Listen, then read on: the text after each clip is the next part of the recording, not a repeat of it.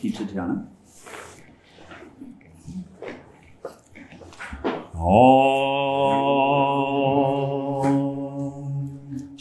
Oh, Bhagavad Gita, by which Arjuna was illumined by Lord Krishna himself, and which was composed of 18 chapters within the Mahabharata by the ancient sage Vyasa.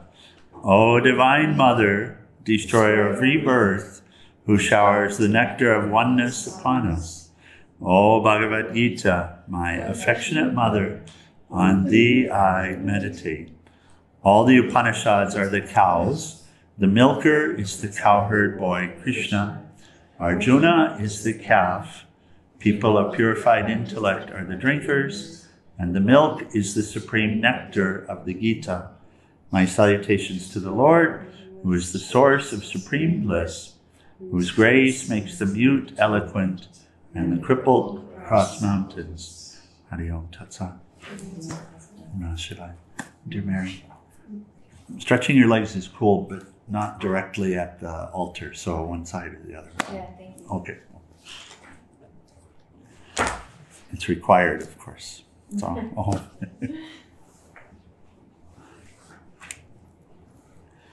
right. We pick up. So many scholars of the Gita would say that the Gita is organized. The 18 chapters are organized in a logical order along the lines of Tat-tvamasi, that thou art. And so the first 6 chapters are said to be thou, which is Lord speaking to us as to our own highest nature. And then the second are the metaphysical aspects, so speaking of that, the underlier to the universe. And then art is the connection between the two, not just what is, but also how to realize it. So in that context is this yoga of the Supreme Self. And in particular, the shlokas from today are very interesting related to that. You see, we imagine ourselves to be something, whatever, doctor, nurse, woman, man, whatever we imagine ourselves to be, young, old, whatever it is. And that's referring to some idea of this biological mental construction, some idea about it. It's not even it, it's some idea about it. Always we're dealing with ideas about things instead of the thing itself. And when we dive deeper, the ideas tend to evaporate or go to a next level. So we pick up here, which is this is where we closed yesterday with number 7. A part of myself, capital S, which is eternal, comes down to this world and attracts nature's qualities, so draws to it the gunas, the qualities of nature. The mind and senses are animated by the individual jiva or soul, which is part of me. Thus I move about and perceive in this world of nature. And then number 8, the true self, who is God, enters and leaves a physical body as an individual soul. Remember, we were talking yesterday as if. We'll use the term a lot, as if, or it appears to be, right? So here we get it. The true self, who is God, enters and leaves a physical body as an individual soul, or as if an individual soul. When the soul goes on, so back out of the body, it takes with it the mental and sense capacities as the wind carries fragrances from flower to flower. So when we dive into Vedanta, there's a beautiful primer, which is, it's not really a primer, it's very deep, but it starts and dives in a very logical order. It's called Viveka Chudamani, which is crest jewel of discernment. Discerning between I and everything that I'm experiencing, and developing and understanding helps us to develop a deeper understanding of the nature of this body and my relationship with it. But what we learn is that there's not just one body, there are three. The second one's pretty easy to relate to. It's the mental body. We can call it mental. We can call it astral. It's often called astral.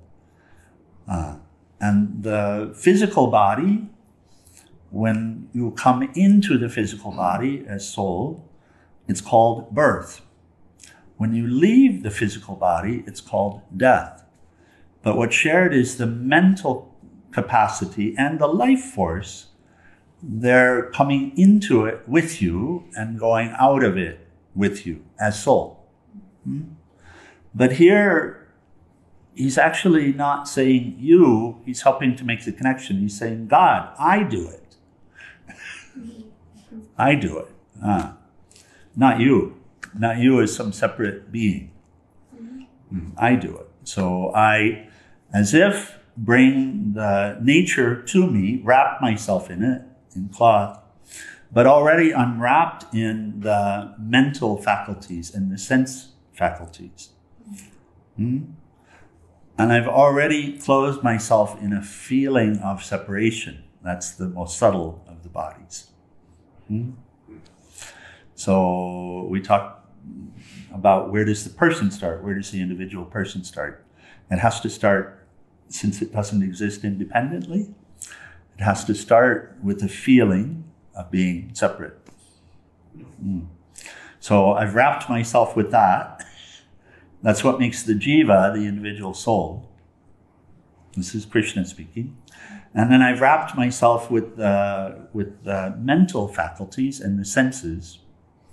And you know this because of your dreams. If you don't remember prior births, if you don't remember disembodied state when you're not in the physical, you do remember your dreams. And that is a disembodied experience. That's not an experience of the physical. Might be memories of the physical, but you smell, but not through this, correct?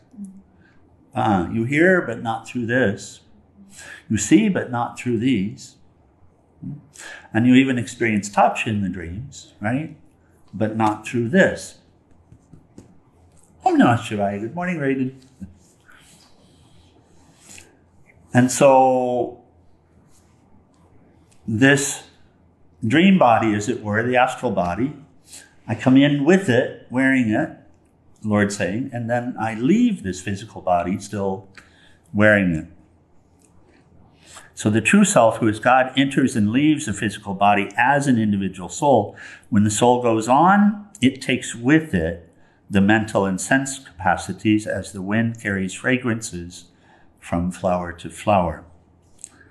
And Swamiji adds commentary here. He says, a small portion of the cosmic one, another name for Paramatman, which is beginningless, Paramatman meaning supreme soul, which is beginningless and endless, jumps out as a jivatman, or individual soul, and then expresses itself through the body, senses, and mind. It just plays around and then goes back. The jivatman and paramatman, the separate soul and the supreme soul, can be compared to water inside a pot and the water outside. It's the same water. If you dip a pot in the sea, the water that is inside may be called pot water. Outside the same water, but you call it seawater. Break the pot and it's all seawater again. So he's giving an allegory to try to relate to. He says, this is an example from scripture, but I'd like to suggest another analogy, a pot made of ice. So he's giving us a different way to relate, a pot made of ice. If you put it in the sea, there's water inside of it, water outside of it, and what is the pot itself? Water, yeah. Also water. So inside, outside, and in between, all are water, but at different densities. And he's giving a beautiful way to reflect on. All are different densities. And that is the difference between Jivatman, Paramatman, and what separates them. that which separates you and God, again, is the same God. So just different densities. Mind tries to relate to everything as individual. So the mind, if you look at it, it tends to relate to ice as something different from water. You actually have to use the conscious mind in order to recognize that they're the same. And steam, something else again. Mind doesn't see the ocean everywhere. I mean, literally, in this world, the ocean is everywhere. There's no place that there's no ocean because there's water everywhere. And it's the same water, you see? Whether it's frozen or not frozen, liquid, or whether it's become steam. In the skies, the clouds. And when there's no cloud, there's at least some humidity in the air. So the mind, because of its capacity to parse, to divide, to separate, you see it? It tends to see everything as separate, and it puts different names on it, and it treats it as if it's something different. And this is the example that he's giving here to help us to catch it, help us to catch what's happening. So the mind can be friend, but it has to be trained in order to see properly. And the ocean can be seen everywhere, but you're going to have to do the work in order to see it. And God can be seen everywhere in the same way, but you have to do the work to see it. And the work is done in conscious mind, right? And you could say it's natural, but it doesn't happen naturally because of the bug. The bug that was given or the pill that was taken in order to separate everything. But it can only be separated in the mind, you see. Yes, Uma Devi? So in this way, right, Nathan, the ocean is everywhere. The ocean is even in the ground. Yes? Even the river is the ocean. Yes? It's all the same water. And here in this example he's given of the pot made of ice, it's a beautiful one in this way. So that's the only difference. It's just the density. All you have to do is melt. Apply a little heat. That means accept a little heat whenever it comes. Don't always look for a cool situation. In Sanskrit, this is called tapasya, or austerity. Tapas means to heat or burn. A gentle roasting will make the ice pot melt. When that happens, you no longer see yourself as apart from others. All the barriers have melted. That's why the Upanishads say, Brahman in the absolute is the truth, the world is false. It's not a negation, it's actually an assertion, but it has to be done this way. And saying everything is God. But you don't have to read all the Upanishads, he says, if you just keep this point in mind. God is all there is. Oh. Right? Just keep this point in mind. God is all there is. And so when some idea is arising to the contrary, you correct it. And that's called sadhana. The way we correct it is sadhana. We're going to start Isha Upanishad here next Tuesday. And the first sutra, preview, first sutra, first half of the first sutra of the Isha Upanishad says, all of this is to be covered over by the Lord, which speaks to the truth. What is, and there is no existence of what is not. Right. So it speaks to that, but then it also speaks to sadhana, which is cover over what you imagine with what is. And it's a practice of seeing by learning to see, all over again, but in an orderly way. So he says, there's nothing else. The Bible puts it, in the beginning there was God and nothing but God. Only God could say, there's only me and nothing else but me. So if in the beginning there was God and nothing but God, what is there now?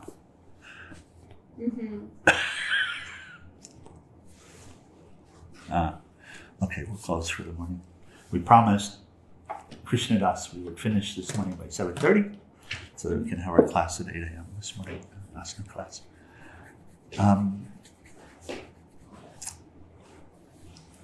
But it's a simple and profound lesson this morning.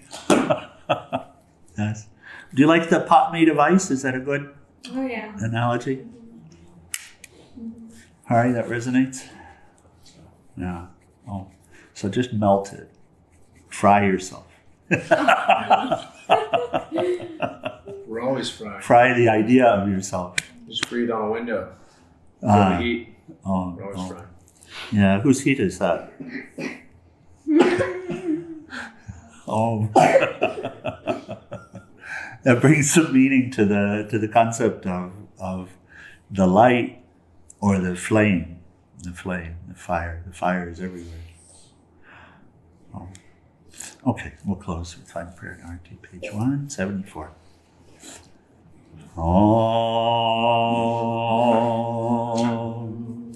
Om Trayambakam Yajamahe Sugandhim Pushti Vardhanam Varvai Rukameva Bandhanan Mritor Mukshiyamam Mritat Om Trayambakam Yajamahe Sugandhim Pushti Vardhanam Varvai Rukameva Bandhanan Mritor Mukshiyamam Mritat Om Trayambakam Yajamahe Sugandhim Pushti Vardhanam Varvai Rukameva Bandhanan Mritor Mukshiyamam Mritat Om Sarvesham Swastir Bhavatu Sarvesham Shantir Bhavatu Sarvesham Purnam Bhavatu Sarvesham Mangalam Bhavatu Sarve Bhavantu Sukhinaha Sarve Shantu Niramaya Sarve Bhadrani Pasyanto Makashi Dukhabhak Bhave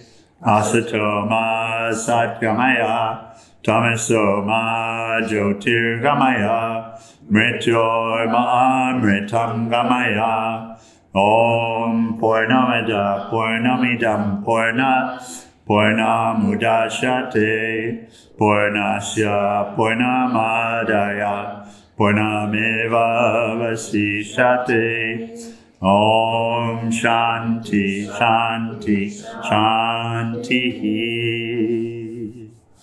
Adorable Lord of mercy and love, salutations and prostrations unto thee. Thou art omnipresent, omnipotent, and omniscient. Thou art Satchidananda. Thou art existence, knowledge, and bliss absolute.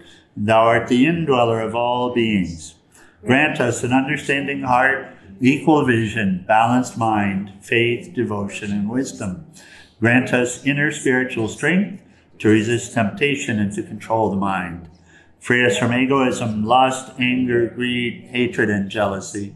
Fill our hearts with divine virtues. Let us behold thee in all of these names and forms.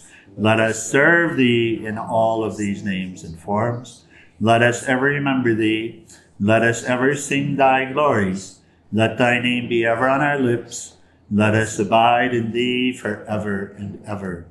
On below Satguru Shivananda Maharaj Ki, and for all of the saints and sages of all the traditions. Let's rise for Arati.